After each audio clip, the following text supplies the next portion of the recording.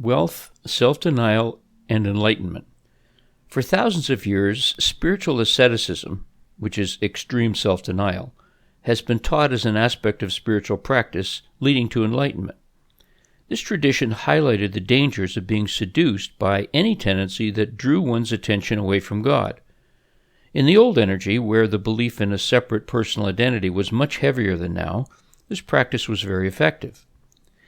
If we look specifically at wealth as one of the more obvious distractions, we can see how over time, a consciousness of poverty, or at the very least austerity, a state of reduced spending and increased frugality, became rampant in most religious and more esoteric spiritual traditions. That consciousness no longer needs to be fostered, as it's already deeply ingrained in most spiritually oriented people. Even people in this category who have achieved significant wealth tend to deny themselves, and often eventually sabotage their affluence, returning to a life of want. I was one of those people for many years. The collective consciousness of this group was tied to a deeply felt sense of unworthiness, and in this, the needlessness to continue such practices is exposed.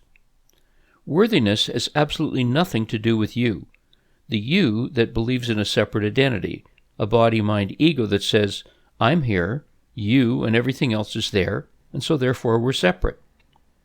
The true sense of worthiness could never be achieved if this were true, since the deeper hidden aspects of mind hold a lengthy and dark archive of errors that we've made over our lifetimes.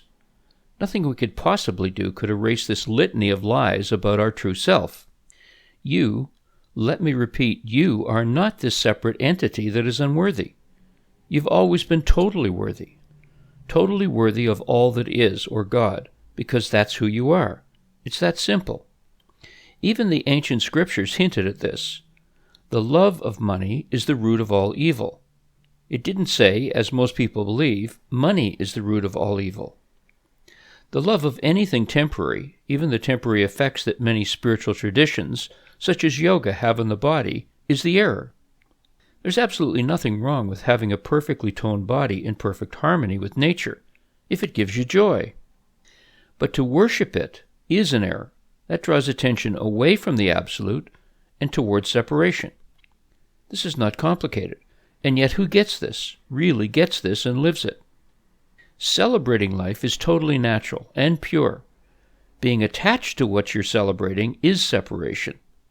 But the deep-seated belief in unworthiness, which leads one to live an ascetic and austere life, whether consciously or more likely semi-consciously, still persists and pervades the greater mass of people who are focused on the peace and freedom that true enlightenment is.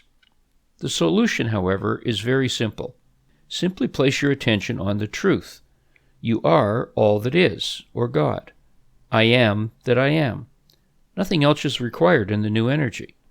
Everything you need to fully awaken to this truth will come to you if you sincerely, from the bottom of your heart, desire to be free. You cannot fake the sincerity, and the universe will not respond to the desire to simply make your 3D separated existence more comfortable by declaring this truth. But when you're ready to live life fully, abundantly, wildly free, in absolute joy, the universe will hear you, and all false concepts about austerity and asceticism will dissolve into that grandeur.